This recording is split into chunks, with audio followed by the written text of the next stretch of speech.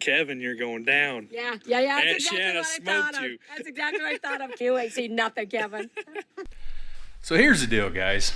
I've officially been called out on the internet. So if you guys have been following the channel for a while, you know that every year we have an annual lawnmower race. We've been doing this for about, I think this is the third or the fourth year that we've done this. And every year we've actually been very successful. So last year, one of 89 Built came out with a video, and Shane's sister actually bought those guys a bunch of actual racing lawnmowers and gave to those guys because they helped her out so much, which was totally awesome. I mean, it was very generous. But at the end of the video, Aunt Shanna, Shane's sister, called me out. They have top of the line everything. How fast do they go? He said this one goes 65. Gosh dang. Kevin, you're going down. Yeah. That's Aunt exactly Shanna what I thought smoked of. you. That's exactly what I thought of. You ain't seen nothing, Kevin. And says, I better be ready because they're coming for me this year. So I laughed. I thought it was funny. I think it's great. And then it set in. I'm not real sure I can compete with an actual race mower. All my stuff's built out of junk. It's just garbage. Stuff I had laying around, blueprints in my head kind of a thing. So I kind of panicked a little bit. I says, man, I've got to step my game up. So that's exactly what I've been working on about the last 6 months. And let me show you where we're at right now. Well, here it is. So you're thinking, what the heck is going on? Yeah, motor's not even mounted. So to be fair, I actually did drive this thing yesterday. Jed and myself took this thing for its initial test drive yesterday, and this thing's quick. Like off the line, it is fast off the line. Steers good, stops, meh, but brakes are for quitters anyways. But the reason I'm tearing it apart now is because yesterday, in the state it was in yesterday, it was just basically mocked together, tacked together, welded as much as I could get into the crooks and crannies with the motor and the exhaust and the transmission and everything in place. So that brings us to this point right now. I'm gonna blow this thing apart so I can finish weld the chassis, paint the chassis, and if we have time, I'd like to paint the tins and the hood and just make this thing just completely finished. But man, I'm running out of time. We've got about 3 weeks until the day of the race. So time is going to be of the essence. So that kind of gives you the story on where we're going. So let's do a quick walk around on this thing. I've actually got some footage of before I tore this thing down, and I'll put it in right here.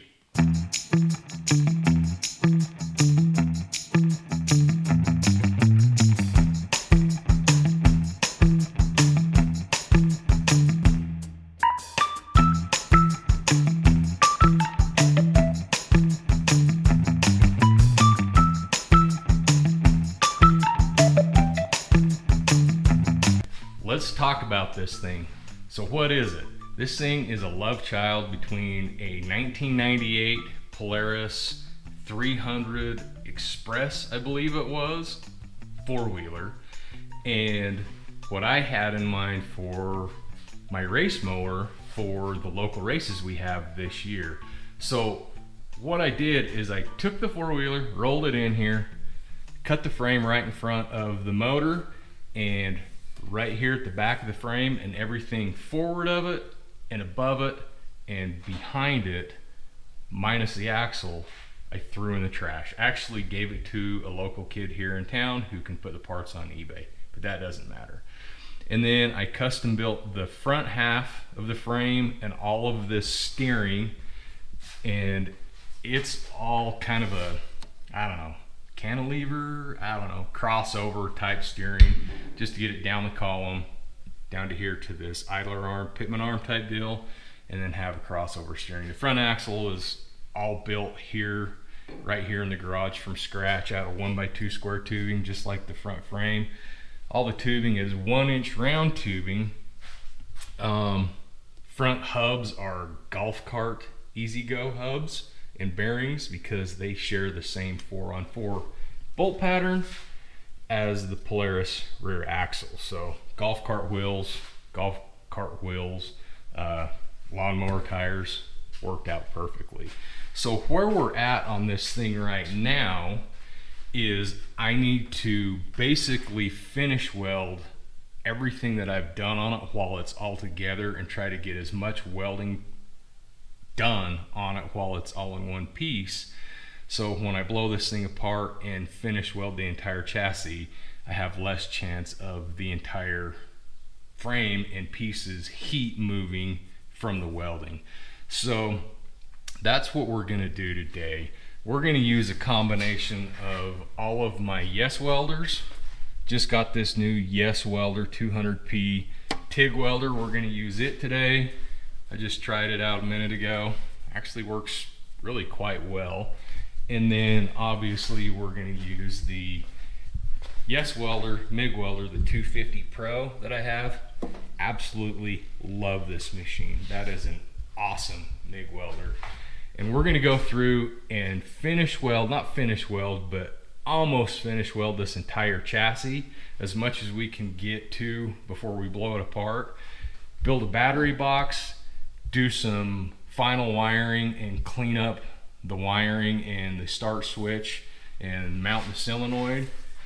Finish up a little bit of the fuel system on this thing, and we're gonna see if we can get this thing to bark off and see what it sounds like with that pipe on it. Now that pipe, you might be wondering, that's not a factory Polaris pipe, and it is not. This pipe actually has a little bit of history here in the DBF garage as lawnmower racing pipes. If you guys have been following the channel for a couple years, you'll remember the CR500 powered lawnmower that we built for this exact race that we're going to. And that obviously didn't work out as well as I thought. It was a lot of fun, had a ton of horsepower, but it was almost too much horsepower and it wasn't consistent with the clutch, and you have to manually kick the thing over. It was just a real pain in the butt. So I robbed the pipe off of that, cut the head pipe off the factory expansion chamber, welded it onto here, and did some reshaping of the pipe and silencer to fit this chassis, obviously, and it actually fits pretty snug, but it fits really well. So I'm gonna be interested to see how this little 300 motor will run with this expansion chamber on it. It may not work, it might run like a pig, I don't know. I don't know if it's ever been done, but hey, if it doesn't, it's the beauty about steel. We'll cut it up and do something different. So if you guys want to support the channel and support me, one thing you can do is you can head on over to the description down below and click on Yes Welder. These guys have amazing welding machines. The welds I just did right there, right out of the box, this thing has been phenomenal. That's the first time I've welded steel with this thing, and it's pretty dang good. Like, I can't complain. But let me show you. Right out of the box, when I got this thing, first thing I did was I welded aluminum, welded these tabs for the mounting tabs on this aluminum tank. And I'm by no means a professional welder by trade. I'm a hobbyist, and that thing out of the box welded just perfectly. Never used the machine, and it was awesome. So if you guys want to support the channel, support Yes Welder because they support me, and I will put a link down in the description, on the channel description, and it will take you directly to their website, and it'll give you just a little bit off the price of a Yes Welder.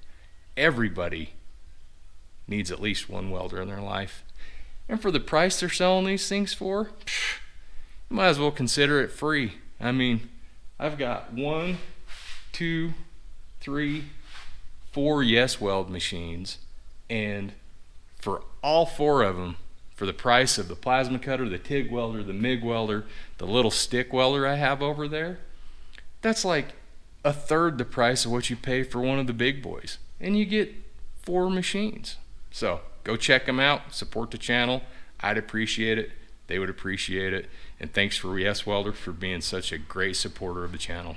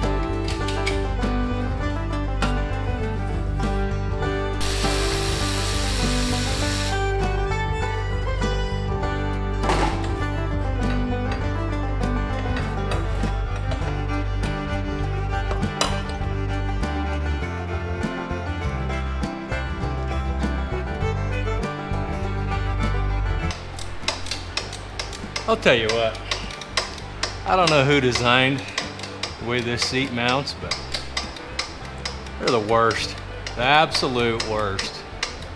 Oh, Lou. Lou's over there soaking up a little air conditioning. It's hot here in southern Utah. I'll see you here in another 20 minutes once I get the seat off. Ew.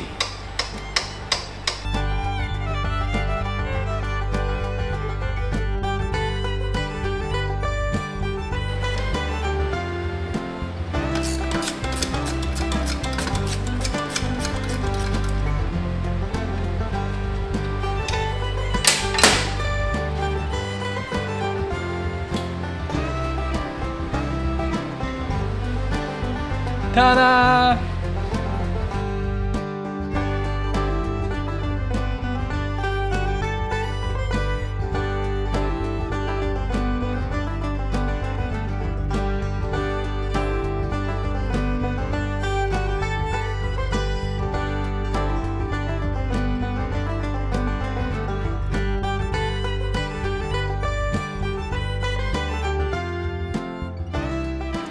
I think I have everything unhooked. Let's see if I can get the heartbeat out of this little sister. On 9. 1, 2, 3, 4, 5, 6, 7, 8, 9. Got it. No wonder this thing's heavy. That motor's like girthy. It's heavy. There's a lot to it. Anyhow, alright. Let's get the steering off this thing. The wheels off this thing, the brakes off this thing, transmission, and rear axle pretty much have to stay in place because I might have welded the rear swing arm to the frame. I don't know. Anyways, let's get after it.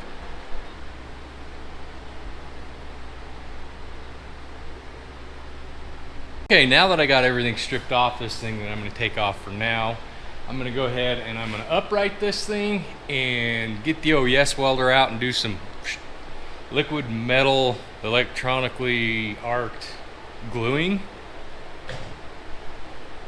That's what we'll call it. Yeah. Anyhow, I'll weld this thing up and get some degreaser and we'll clean it up, and then I've got to decide what color I'm going to paint this thing. I was initially just going to do it black. Oh, here comes the doggo. But honestly, I think we're going to go retro farm tractor style on this thing. But I haven't decided, so put down in the comments, what retro farm tractor would you guys paint this thing? I'd like to know. Anyway, let's get after it.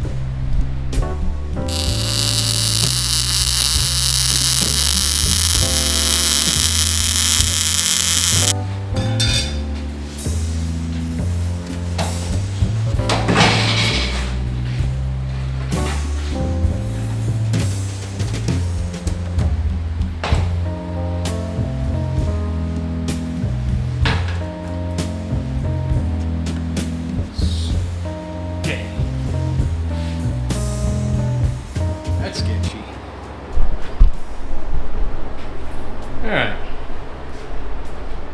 now I can get to all the bottom sides of everything that I couldn't get while it was on the table.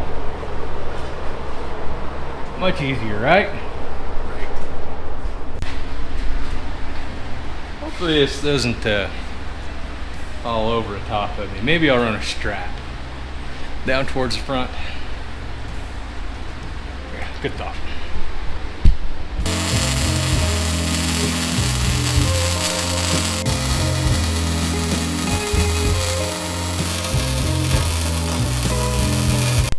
Okie dokie, she's all tore apart. Got the transmission out. Ooh, check out Jed's little shift return for me on the lathe yesterday.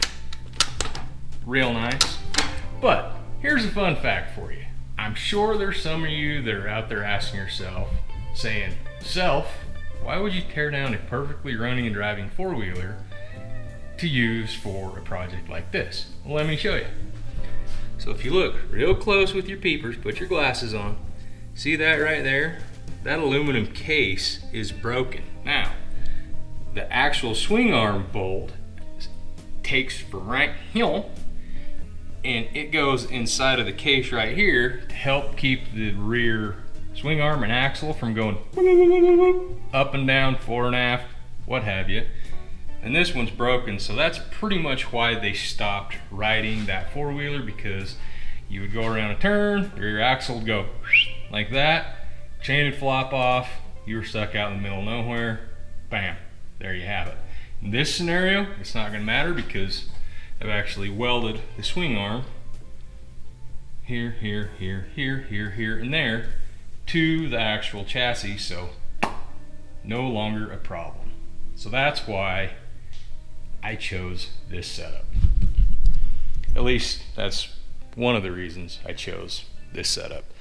The actual real reason I chose this setup is because two-stroke, CVT transmission, and it's consistent. Electric start, it's gas, go, no shifting involved. And I found over the years with this lawnmower racing, if you can just hammer the throttle, feed her the beans, give her some oats, and not have to worry about shifting it or kick starting or, pull starting the engine, it's just a lot better. So that's the way we went with this setup. Okay, let's get this thing rolled outside, and I'm going to spend some time, probably a couple hours, just degreasing the gunk from the last 30 something odd years. This thing is accumulated. Wow, accumulated. It's a tough word for me. Like I said, not that bright. That it is accumulated over the last several years, and then we're going to throw a little bit of primer on the frame and give her the old Earl Scheib paint job. Yep. That's what we're going to do. Okay, let's get going.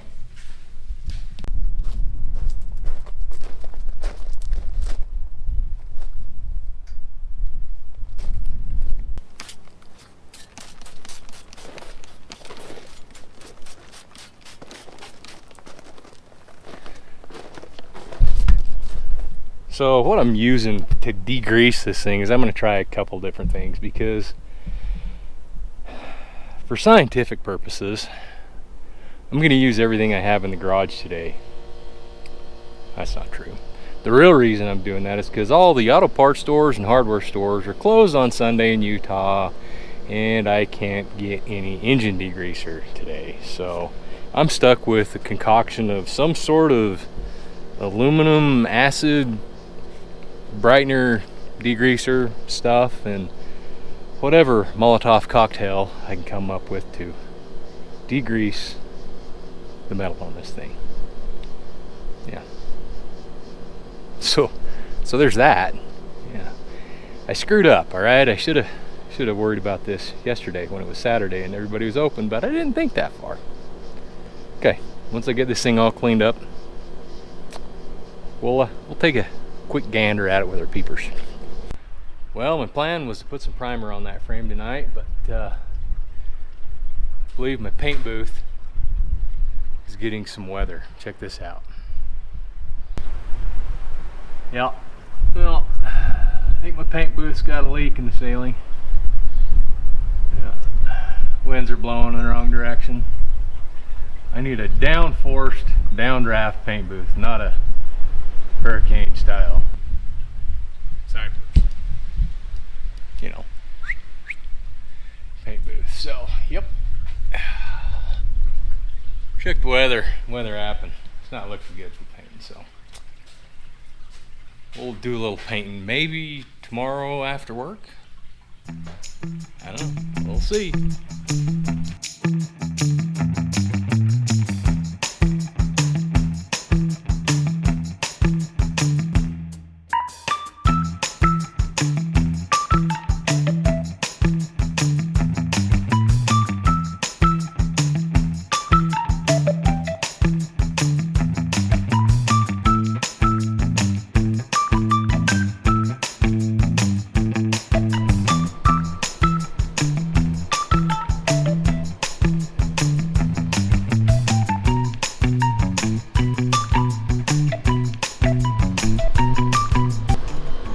Well, there you go.